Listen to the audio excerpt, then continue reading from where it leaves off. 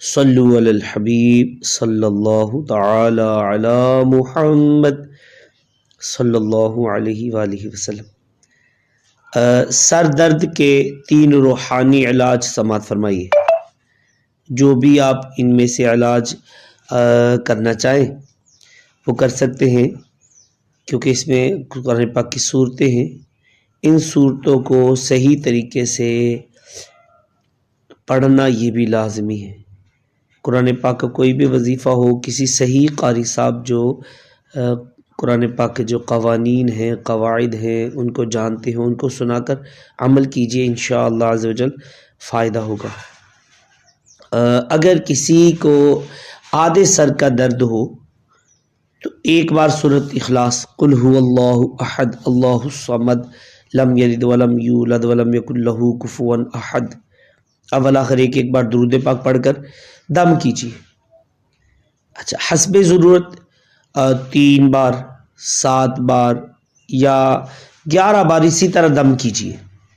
11 کا عدد پورا ہونے سے پہلے انشاءاللہ عز و جل سر کا درد ٹھیک ہو جائے گا۔ نمبر 2، سورۃ الناس، قل اعوذ برب الناس ملک الناس الہ الناس من شر الوسواس الخناس الذی یوسوس فی صدور الناس من الجنۃ والناس۔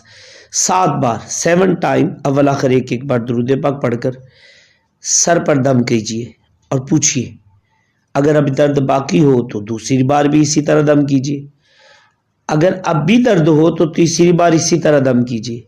سر کا درد ہو یا آدھے سر کا، کیسا ہی شدید ترین درد ہو، 3 بار میں انشاءاللہ عز و جل جاتا رہے گا۔ اور نمبر 3،